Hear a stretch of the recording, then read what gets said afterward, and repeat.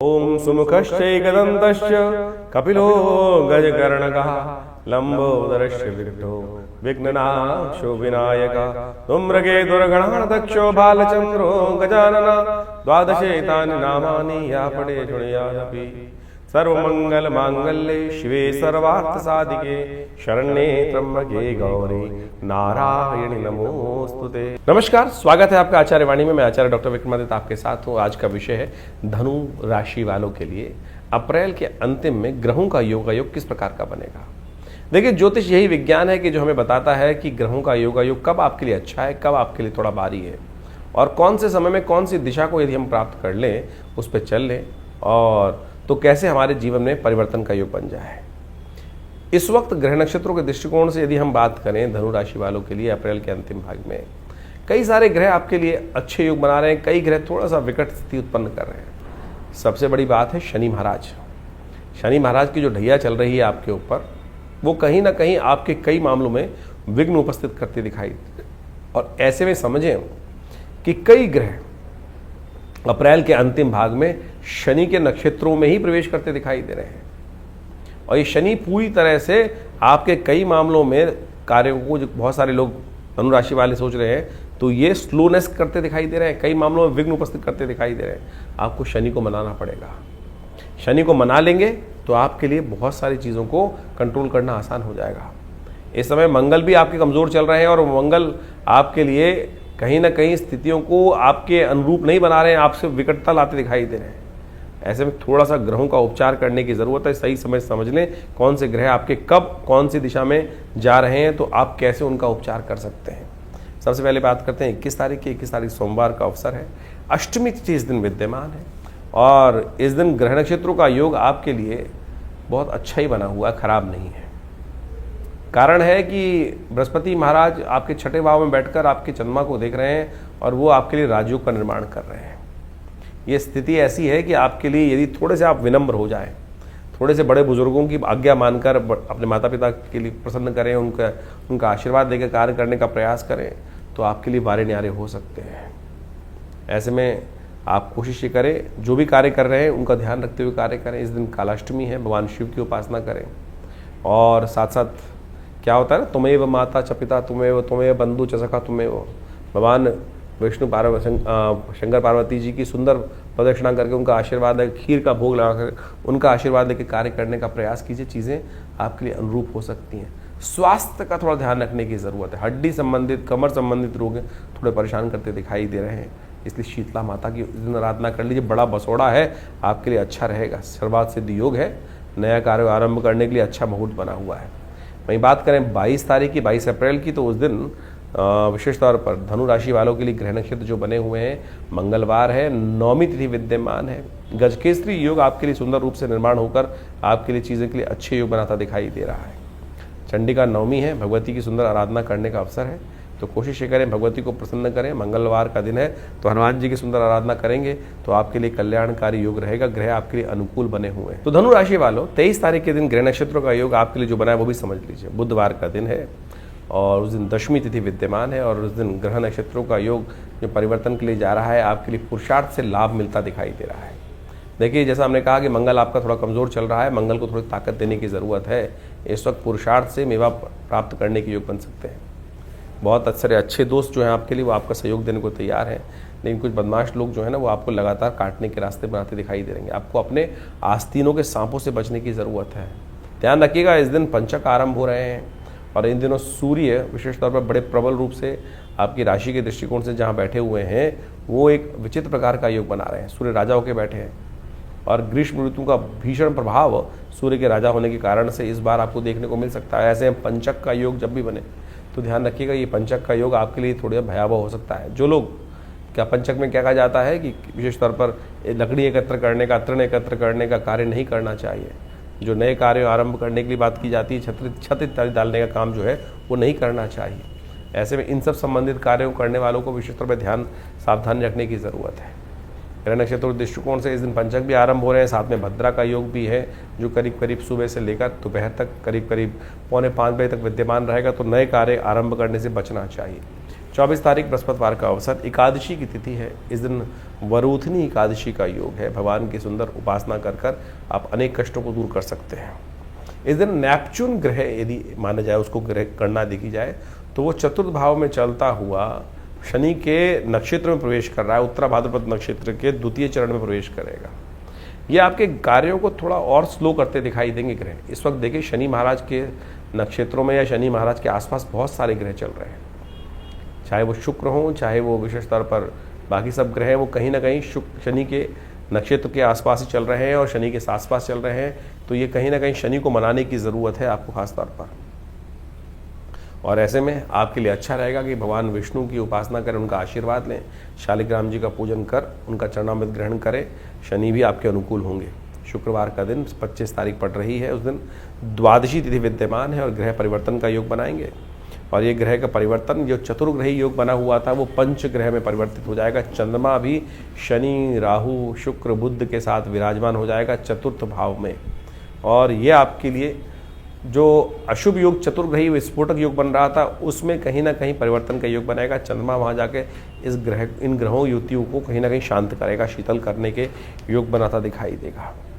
ऐसे में इसको और शांत करने के लिए अच्छा रहेगा कि शाम के समय प्रदोष काल में आप भगवान शंकर की उपासना, दूध के द्वारा अभिषेक, गऊ के दूध से, शुक्रवार के दिन ये प्रदोष का योग बन रहा है, महालक्ष्मी को प्राप्त करने का सुंदर योग है।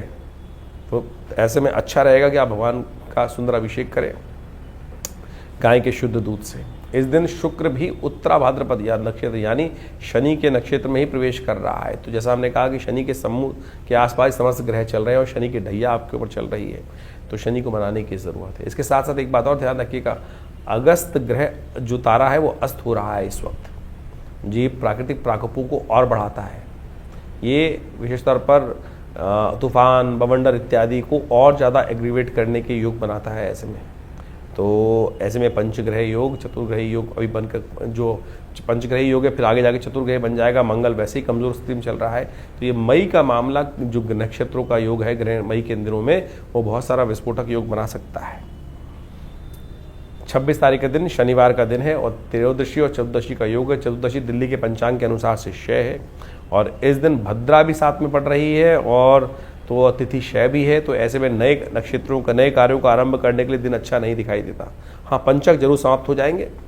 तो इस दिन चतुर्दशी क्षय होने के कारण से नए कार्यों पर ध्यान देना चाहिए आपको। शनि को मनाने का अच्छा दिन है। कोशिश करें शिव का अभिषेक, क्योंकि इस दिन मासिक शिवरात्रि है, तेल के द्वारा करने का प्रयास करें। मंत्र है ओम शन्नो देवी रविष्ट्रया आपो भवन्तु पीतये शन्नो रविष्ट्रवन्तु नः। तो इस मंत्र से भगवान शिव का अभिषेक करना, रुद्राष्टध्यायी के द्वारा तेलाभिषेक भगवान का करवाना, ये संपूर्ण रूप से आपके अरिष्टों को दूर करने का योग अवश्य बनाएगा। 27 तारीख रविवार का दिन अमावस्या तिथि इस दिन विद्यमान है और ऐसे में ग्रह नक्षत्रों के दृष्टिकोण से यदि हम समझें तो आपके लिए परिवर्तन का समय बनता दिखाई दे रहा है और ये परिवर्तन आपके लिए विजय का योग बनाता दिखाई दे रहा है। जो पंचग्रही योग बना था फिर चतुर्ग्रही बन गया है और चंद्रमा परिवर्तित कर आपके लिए शुभ योग बनाता दिखाई दे रहा है।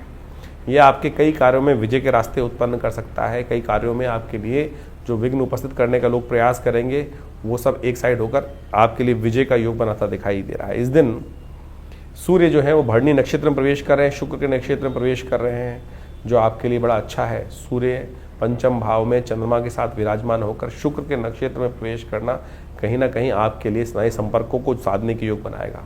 बुध महाराज भी जिस प्रकार से रेवती नक्षत्र में प्रवेश कर रहे हैं, अपने नक्षत्र में प्रवेश कर रहे हैं, उनसे चीज़ों को ऑर्गेनाइज करने में आपको रास्ता बनता दिखाई देगा। इस दिन अमावस्या भी है, तो ध्यान रखिए अपने पितृ, वैशाख की अमावस्या है, अपने पितृ कार्य करने के लिए अवश्य ध्यान दें। पितरों की तृप्ति के लिए, अपने पितरों के लिए गायत्री यज्ञ करें, करवाएं, तर्पण इत्यादि करें, ब्राह्मण भोजन इत्यादि कराएं, वो बड़ा श्रेष्ठ रहेगा। कहा जाता है वैशाख के महीने में जो अमावस्या पड़ती है उस दिन अवश्य अपने पितरों के निमित्त तर्पण इत्यादि करना चाहिए। हमने विवेकानंद योगाश्रम में इस दिन पितरों के निमित्त शांति के लिए गायत्री का यज्ञ रखा है, आप भी इसमें भाग ले सकते हैं। सुबह ये यज्ञ करीब करीब आरंभ होगा 8 बजे से लेकर करीब करीब 11 बजे तक ये कार्यक्रम भंडारे साथ चलेगा। आप भी अवश्य आ सकते हैं इसमें। अपने नाम से भी अपने पितरों के निमित्त तर्पण इत्यादि कराने के लिए, अपना स्थान आरक्षित करने के लिए फ़ोन पे संपर्क साध सकते हैं आप। 28 तारीख सोमवार का अवसर है और ग्रह नक्षत्रों के दृष्टिकोण से धनु राशि वालों के लिए इस दिन महत्वपूर्ण योग परिवर्तन की तरफ जा रहा है। आपकी राशि के स्वामी बृहस्पति महाराज जो हैं वो मंगल के नक्षत्र मृगशिरा नक्षत्र के द्वितीय चरण में प्रवेश करेंगे और वहीं शनि महाराज अपने ही नक्षत्र में प्रवेश करते दिखाई देंगे और ज़्यादा थोड़े विकट स्थिति में उत्पन्न हो जाएंगे। वैसे ही स्लो चल रहे हैं और ज़्यादा यहाँ स्लोनेस के साथ कार्य में विघ्न उपस्थित करने के योग बनाएंगे। तो धनु राशि वालों, आपके लिए आवश्यकता रहेगी कि आप शनि को प्रसन्न करने के लिए लगातार कार्य करते रहें। सबसे श्रेष्ठ रहेगा कि हनुमान जी को चोला चढ़ाएं, शनि के स्तोत्र का पाठ करें। नहीं तो ये शनि आने वाले कुछ समय में आपके लिए थोड़ा सा उत्पाती योग, सफलता में बाधा, कहीं ना कहीं सुख में बाधा उत्पन्न करने, कहीं ना कहीं आपके मनोमस्तिष्क में जिद अननेसेसरी की उत्पन्न करने के योग बना सकते हैं। आलस ज़्यादा उत्पन्न करा सकते हैं। 29 तारीख मंगलवार का अवसर है, द्वितीय तिथि विद्यमान है इस दिन चंद्रमा उच्च के होकर बृहस्पति के साथ विराजमान होने जा रहे हैं। आपके लिए कुछ अच्छा कुछ खराब योग बना रहे हैं। आपके लिए स्वास्थ्य के मामले में अननेसेसरी की वरीज बढ़ाने के योग बना सकते हैं। थोड़ा स्वास्थ्य का ध्यान रखने की ज़रूरत रहेगी।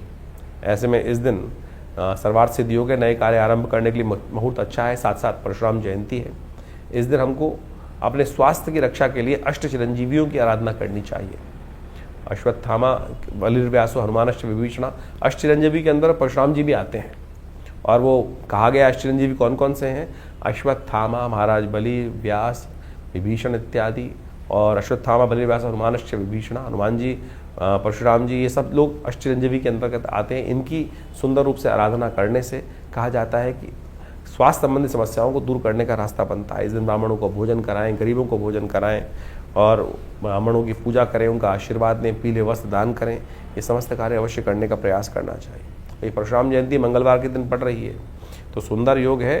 तो इसलिए अवश्य इस दिन अपने आयु की रक्षा करने के लिए अवश्य ये सब उपाय करने चाहिए। 30 तारीख का दिन विशेष तौर पर बुधवार का दिन है और साथ साथ तृतीया तिथि विद्यमान है। इस दिन अक्षय तृतीया का योग बन रहा है। अक्षय फल प्राप्ति का योग है इस दिन।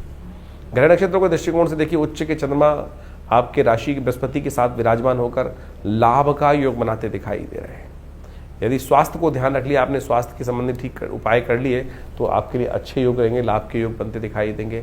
नए कार्य आरंभ करने के लिए अच्छा मुहूर्त बनता दिखाई दे रहा है। इस प्रकार से आपने ग्रहों का खेल दिन पर दिन किस प्रकार का रहेगा वो समझने का प्रयास किया। देखिए, ये ग्रहों का जो खेल है वो विशेष तौर पर हर रोज परिवर्तन के साथ आगे बढ़ता रहता है जीवन। लेकिन इस समय जो चतुर्ग्रही योग बना हुआ है वह पूरे अप्रैल के अंदर जिस प्रकार चलने वाला है, वो कहीं ना कहीं इस समय ग्रहों की युति को शुभ नहीं करता।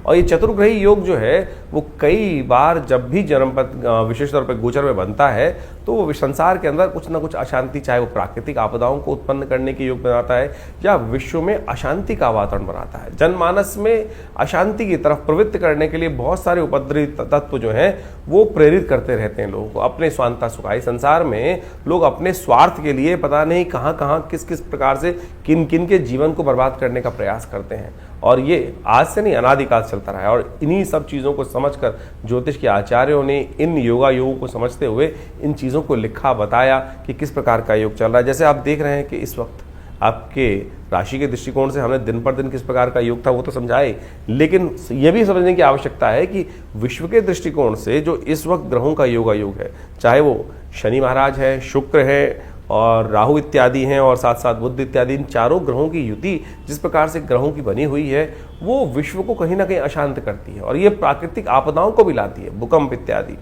अभी आपने देखा कुछ दिन पहले भयावह भूकंप की कई बार स्थिति बनी। वो ग्रहण के कारण तो थी, लेकिन और भी बहुत सारे कारण बनते रहते हैं। और ऐसे में अभी इसका प्रभाव कुछ दिन रहने वाला है और अगले महीने मई में जाकर कई ग्रहों का परिवर्तन का योग बनेगा, चाहे वो बृहस्पति हो, चाहे वो राहु ग्रह हो, और बहुत सारे ग्रह भी परिवर्तन की तरफ जाने का योग बनाएंगे। और इस वक्त जैसे आप समझे मंगल ग्रह भी अपने सबसे कमज़ोर स्थिति में चल रहा है, तो ऐसे में दुस्साहस के योग भी बनते दिखाई दे रहे हैं। इसके साथ साथ देखिए, अभी जो विश्व के दृष्टिकोण से हम समझें तो अगर आप ग्रहों के योग को देखें तो वो ऐसा दिखाई देता है कि विश्व में दृष्टिकोण से जो सूर्य राजा बनकर इस बार आए हैं, मंत्री पद भी उनके पास है, तो इसके कारण से विश्व में गर्मी का भयावह प्रभाव देखने को मिलता दिखाई देगा। और गर्मी के भयावह प्रभाव के कारण से अग्निकांड, विस्फोटक योग, ये सब भी कहीं ना कहीं परेशान कर सकते हैं। तो हमको अपने जीवन को सही चलाने के लिए अपने ग्रहों को सही रूप से समझते हुए उपाय करने का प्रयास यथाउचित भाव से करना चाहिए। कई लोग विशेष तौर पर अपने ग्रहों को समझकर परेशान हो जाते हैं और कई बार गलत रास्ते पे चल देते हैं। देखिए, शास्त्र में तो सिद्धांत के तौर पे ग्रहों का उपचार बताया गया है उपचार बड़ा सीधा साधा है, परमात्मा की आराधना करना और सबसे पहले समय को पहचानना कि समय क्या करवाने जा रहा है हमसे, हम किस प्रकार से अपने आप को रोक सकते हैं। यही सही दिशा निर्देश, सही गुरु का वाक्य, सही आशीर्वाद मिल जाए तो क्या होता है कि हम गलत तरफ जाने से बच जाते हैं। नहीं तो जीवन है, चलना है, ये धरा तो गोल ही है, चाहे इधर से जाओ चाहे इधर से जाओ, लेकिन सदगुरु की प्रेरणा होगी तो जो दिशा हमारे लिए उपयुक्त होगी वो हमको प्राप्त हो जाएगी। सही दिशा में हम कार्य करने शुरू कर देंगे, और नहीं तो फिर संसार में गोल चक्र तो है ही, एक लंबा रास्ता एक छोटा रास्ता है। तो इसलिए यदि अनुभव का लाभ लेते हुए हम जीवन में अपने सही मार्ग पर चलने का प्रयास करेंगे तो बहुत अच्छे से जीवन को बहुत बढ़िया तरीके से आगे बढ़ने का रास्ता बना सकते हैं। लेकिन लोभ एक ऐसी चीज है, और तो और साथ साथ हम अहंकारवश, लोभवश, मोहवश कई बार अपने जीवन को कष्ट में डाल देते हैं। देखिए पुरानी कहावत है, आए थे हरि भजन को ओटन लगे कपास।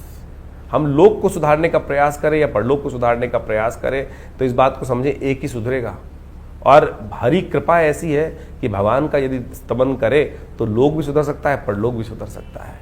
लेकिन संसार के माया के प्रपंच से अपने आप को दूर करते हुए कार्य करने का प्रयास करें। अभी आने वाले समय में बहुत सारे सुंदर उत्सव पड़ने वाले हैं। इन सब उत्सवों को हमारी भारतीय संस्कृति में हमारे ऋषि मुनियों ने सनातन पद्धति में हर रोज कोई उत्सव का सृजन किया। कारण क्या था?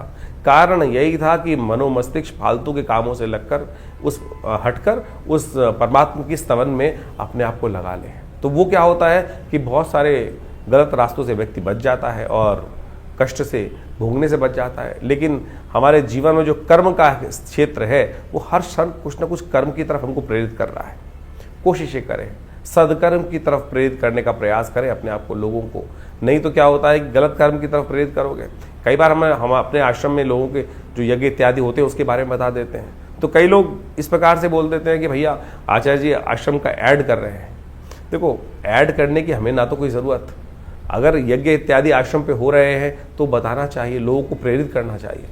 एक शराबी है, वो लोगों को प्रेरित करता है, आओ शराब के पार्टी में बैठो, और जुआ खेलने वाले कहते हैं जुए में खेलने का प्रयास करो। अगर हम सदकर्म कर रहे हैं और सदकर्म के बारे में लोगों को बता रहे हैं तो ये एडवर्टीजमेंट नहीं है, गलत की तरफ नहीं ले जा रहे। तो अगर आपको कई लोगों को, और आप एक बात और समझ लें कि आपके जीवन में हम कैसे समझें कि हम धर्म, हमारे अंदर अभी धर्म का उदय हो रहा है या अंत हो रहा है। धर्म की बात सुनकर यदि किसी व्यक्ति को कहीं ना कहीं मन में क्रोध आने लगे, गुस्सा आने लगे, तो समझ लो कहीं ना कहीं पाप प्रवृत्ति अभी जीवन में कहीं ना कहीं परेशान करने के आगे योग बना रही है।